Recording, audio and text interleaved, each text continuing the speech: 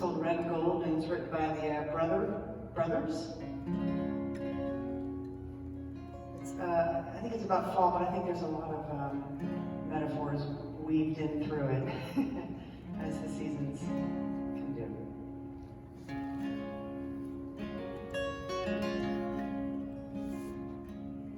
Red and gold, that's my name, and I'm there at the end of each and every day. Blue skies and rain, clear cloudy day, I am here, come and find me.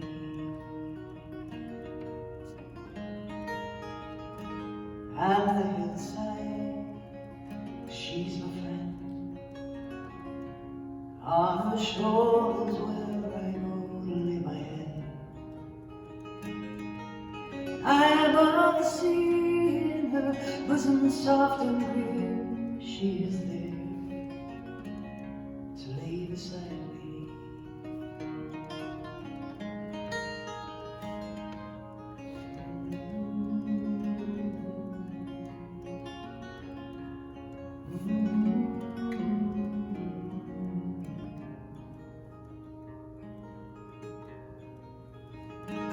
And the ladies,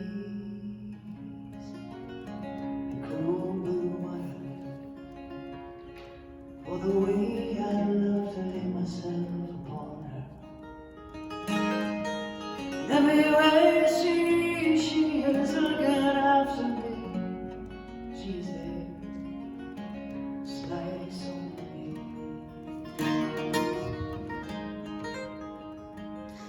But I am here, red and gold, and in the evenings I am something to behold. In my waking hours I lay among the flowers, I am here, come and find me.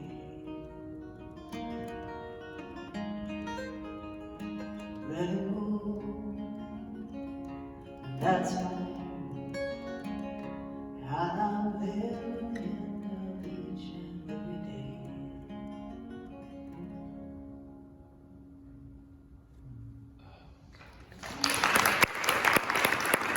Michelle, for that little taste of fall, of autumn. It's a pleasure to be with you today. I thought since we're getting into the Thanksgiving season, it would be appropriate to do a message about abundance. Jesus said, I am come that they may have life and have it more abundantly. So that was his mission, for everyone to have more abundant life. Hooray! And we can infer from that or extrapolate that the will of divinity for all of us is life more abundant. What does life more abundant mean? Well, for some people, the first thing they think of is financial abundance. But abundance is so much more than that. We know that divinity is infinite good, manifesting in more ways than we can imagine. So it includes abundance of health, abundance of love, abundance of creativity, every good thing in abundance. Divinity is the good itself. It contains all good. All the love there is divinity in expression. All the health that exists is divinity in expression. There is no love apart from divinity. There is no health apart from divinity. It's all a package deal. Whoever knows and experiences divinity has limitless good. And it's not like a zero-sum game where there's one pie and everybody is fighting for a bigger piece of it. And if person A has a bigger piece, person B has a smaller piece. We live in an abundant universe There's plenty of pie for everyone. Everyone can have their own pie, or as much pie as they want. So what we're really about is this realization of divinity, which is the source of all abundance. We could call it realization of our Christ nature, what Jesus called the kingdom of heaven within. We can call it Buddha consciousness, Krishna nature, cosmic enlightenment, whatever we would like to refer to it as, is all the same thing. So in talking about the kingdom of heaven, Jesus used a couple of parables that went like this. The kingdom of heaven is like treasure hidden in a field, which someone found. Then, in his joy, he goes and sells all that he has and buys that field. Again, the kingdom of heaven is like a merchant in search of fine pearls. On finding one pearl of great value, he went and sold all that he had and bought it. Now, if we take these stories literally, they're nice stories about people that had a happy ending. But if we take it metaphysically, if we interpret the pearl of great price as being the Christ consciousness within us, it becomes the one thing that is more valuable than anything else. And are we ready, like these two individuals, to give up everything else and put all our priority on that one thing? So I'd like to read a passage. This is from A Testament of Devotion by Thomas Kelly, who was a Quaker teacher and speaker. Now, Quakers are all about waiting in the silence for the inner light, and I'm totally on board with that. So I was at the Arlington Library book sale, and I found this book, and I had read quotations from him, but never the whole work. And so it was just one of those serendipitous occasions. Why did it happen? It's another question. So here we go. Deep within us all, there is an amazing inner sanctuary of the soul, a holy place, a divine center, a speaking voice to which we may continuously return. Eternity is at our hearts, calling us home unto itself. Committing ourselves to the light within is the beginning of true life, a creative life that presses to birth within us. It is a seed stirring to life if we do not choke it. Here is the slumbering Christ stirring to be awakened, to become the soul we clothe in earthly form and action. And he is within us all. And so it is. So, like buried treasure, deep within each individual lies hidden their divine essence, the Christ within. This Christ within is the pearl of great price, and we are on a treasure hunt.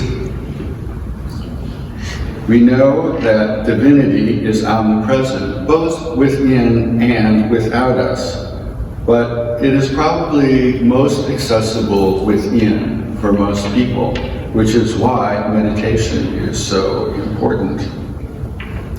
So like the mystics of all ages and traditions, we are seeking that inner kingdom of heaven consciousness.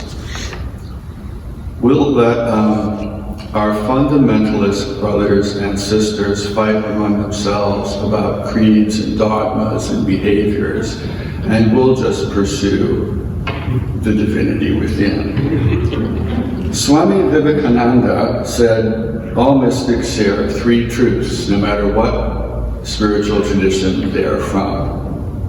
Number one, divinity is. It exists. It is real. Number 2, divinity can be realized. It can be known and experienced by the individual. And number 3, this realization is the supreme goal of human existence. So as far as divinity can be realized, here is a quotation from the Hebrew scriptures, from Jeremiah, where Jehovah is speaking through the prophet Jeremiah. And the quote is, "You will search for me and find me when you will look for me with all your heart, and I will be found by you." Only one condition: searching with all the heart. And Jesus himself said, "Seek first the kingdom of heaven, and all these things will be added to you. It is your Father's good pleasure to give you the kingdom." So it's a gift, like it's waiting for us. And he says, once we have the kingdom of heaven, everything else is added along. All the abundance, all the prosperity of health, love, creativity, everything else. All right, next person I want to talk about, source of inspiration. When I was sent to the Unity Eastern Conference up in New Jersey, there were a variety of different speakers and workshops.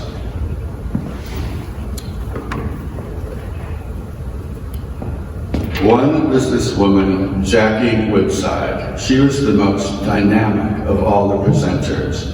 And she talked about prosperity. That was her topic. And when everybody walked in, each person got a copy of one of her books and a $1 bill. I thought, that's the right way to start a workshop.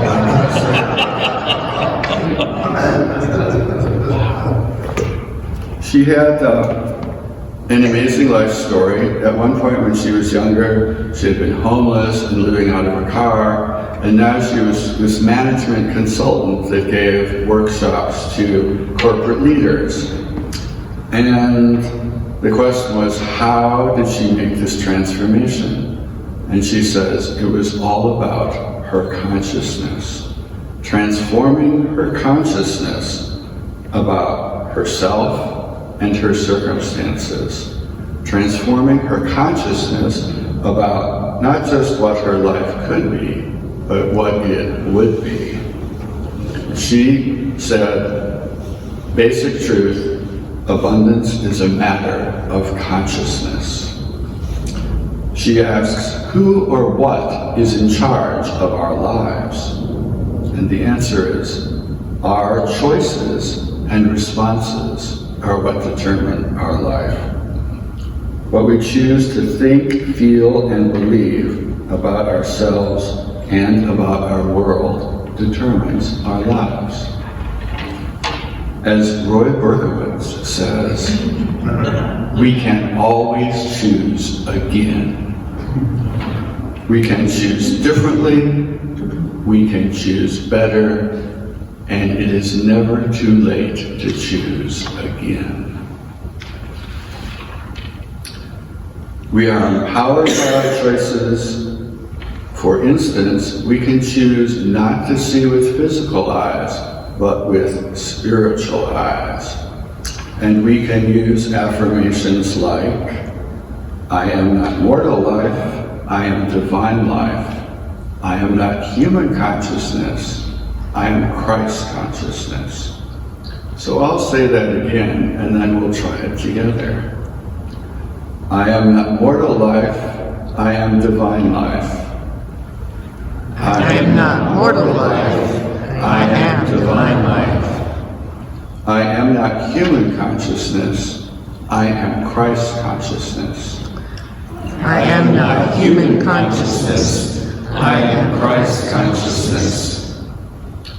There we have the unity principle of a denial followed by an affirmation. So changing our consciousness is sometimes called re-lensing, how to see it differently. And re-lensing is going to be one of Unity Central's big themes for 2020. So re-lensing is a hot topic. We can choose to reinvent ourselves. We can choose to see ourselves differently. Recently, I've become interested in this book called Becoming Cary Grant. And it's a biography of Cary Grant, the movie star. But he started out life in terrible poverty. His mother was committed to an asylum. He never had any education. He worked as an acrobat for like this traveling troupe.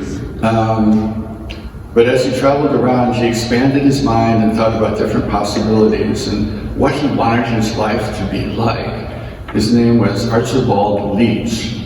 And so, as he traveled more and had more ideas, he changed like how he talked and how he behaved, and he learned new skills, and just changed his consciousness that did not reflect his background, but where he wanted to go, until he became Cary Grant. Who would have thought? It's all a matter of possibility thinking. What else is possible? How can I experience a more abundant, meaningful, and beautiful life? How can I live life in alignment with my highest values? What would that look like? A therapy question. Your better life, what would that look like? So we can use the power of our imagination to picture a more abundant life. Using imagination as a tool for transformation. So we can say spiritual affirmations like, I see myself as part of divine wholeness, divine oneness. I'm in harmony with the flow of divine life and its infinite good. It's all about consciousness. Some people say we have nothing to work with but our own consciousness. That can have a couple of meanings. We have nothing to work with, meaning there's really nothing that we can manipulate or work with except our own consciousness. And there's nothing we must work with but our own consciousness. So this brings to mind the slide analogy. So we have the light bulb, the slide, and the screen or wall that the image is projected on. We can imagine divinity as being the light bulb, the life, the light. Our mind is like the slide held up in front of the light. Whatever we are thinking, feeling, and believing is projected onto the wall of our outer circumstances. If we don't like the picture on the wall, we need to change the slide. Some people see the picture on the wall and don't like it, and they run to the wall and try and erase it or paint over it. It's not going to work. We need to change the slide, the consciousness. Of course, this reflects the unity theme of creation, which is all about mind, idea, manifestation. Mind, idea, manifestation. And it brings to mind the unity sing-song, thoughts held in mind produce after their kind. Yeah. So, we are a spiritual growth community. How can we grow our consciousness?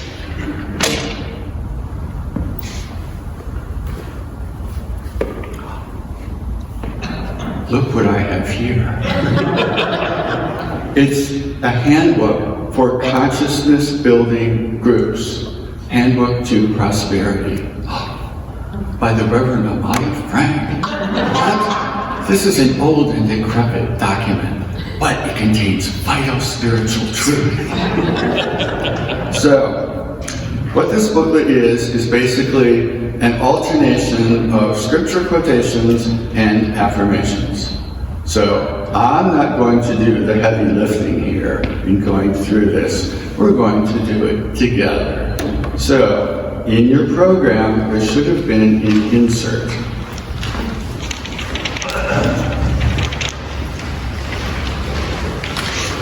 All right.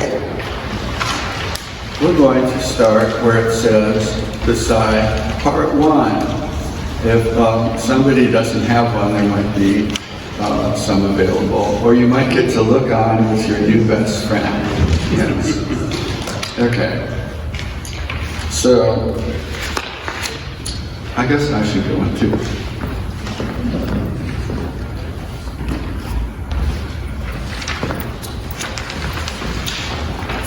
All right, so here we go.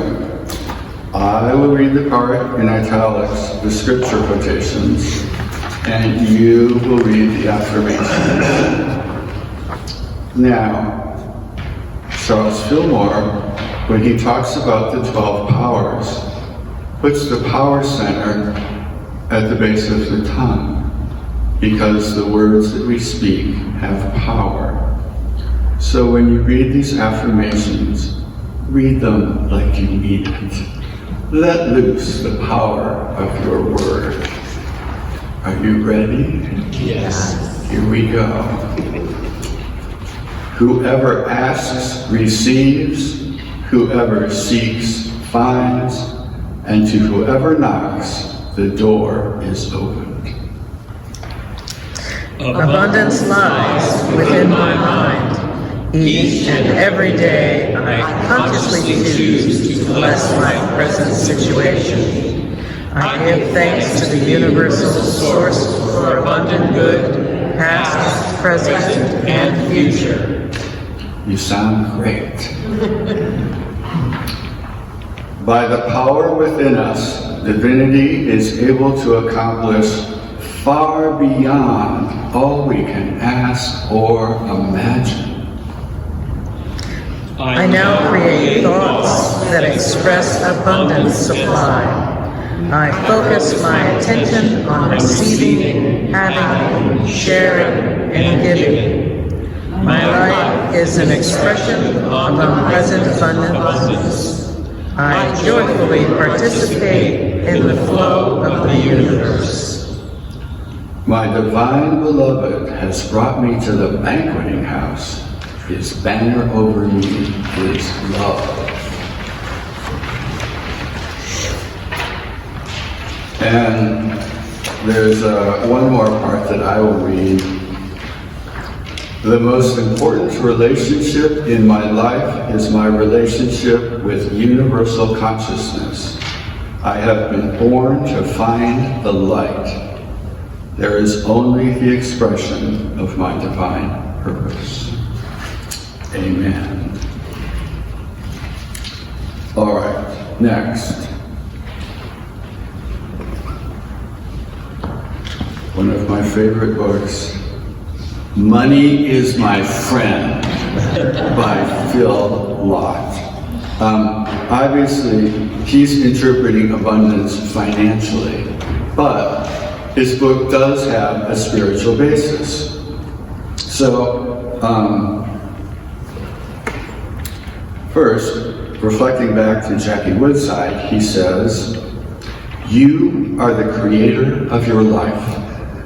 Ask yourself, what have I been thinking that has created my life the way it is?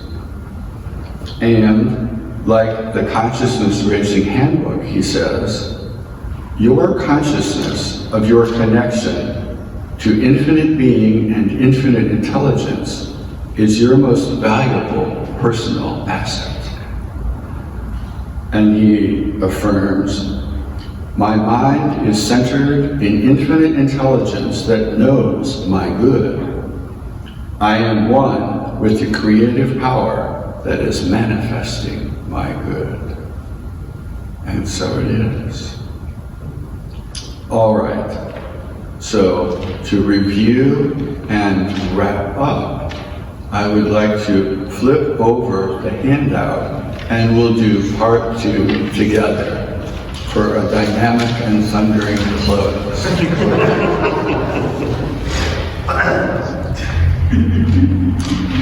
I'll do the italic parts, you do the affirmations.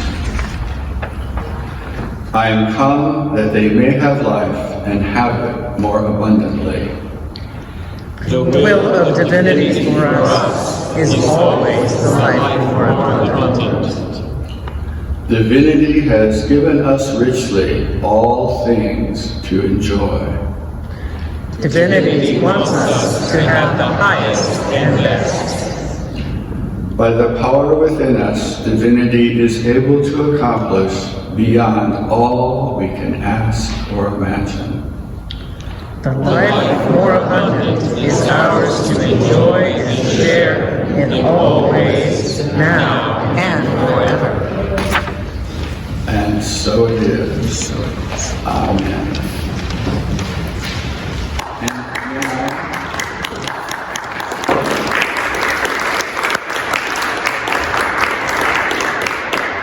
And now we will sing our thoughts, our prayers to prepare for meditation.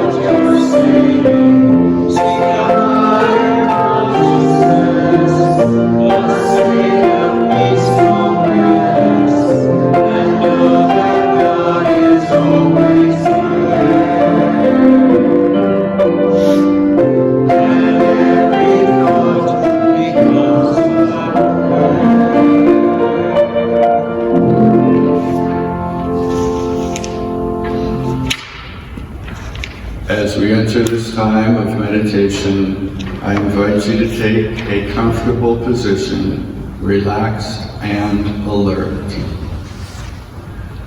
I invite you to close your eyes and to take a deep cleansing breath and release it.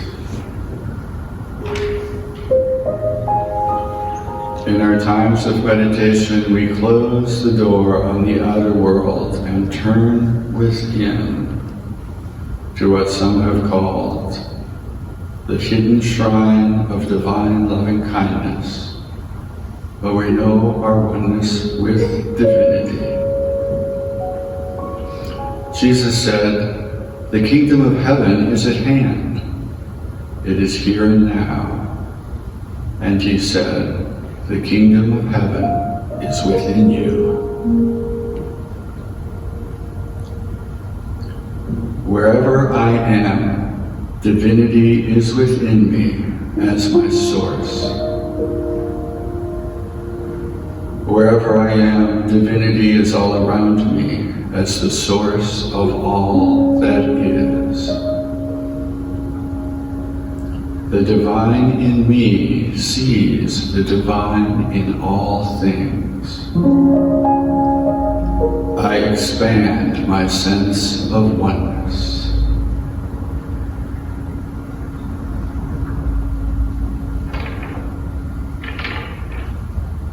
All I think, say, and experience is the power of divinity. There is one power, the omnipresent divine spirit.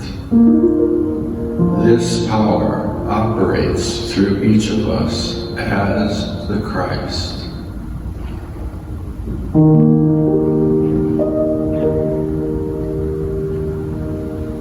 As we enter the silence, we continue to expand our sense of oneness as we enter the silence now.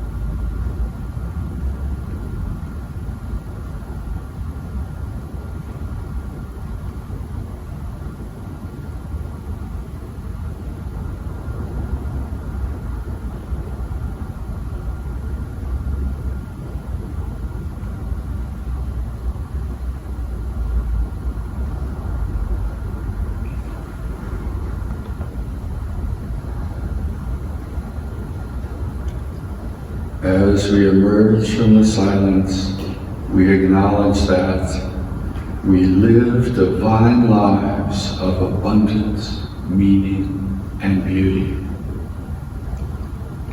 We are radiant expressions of infinite divine life. Divine wholeness and harmony expressed within and without.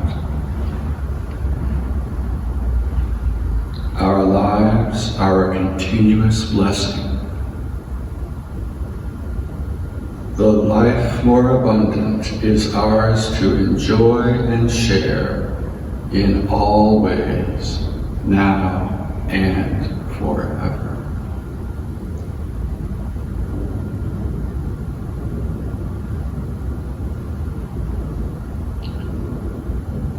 And as we emerge from our time of meditation, we affirm that these things are true for each one of us here, for all of those round about us in this sacred sanctuary, and all those we meet this Sabbath day. And so it is. Amen. So we're going to play a little season song,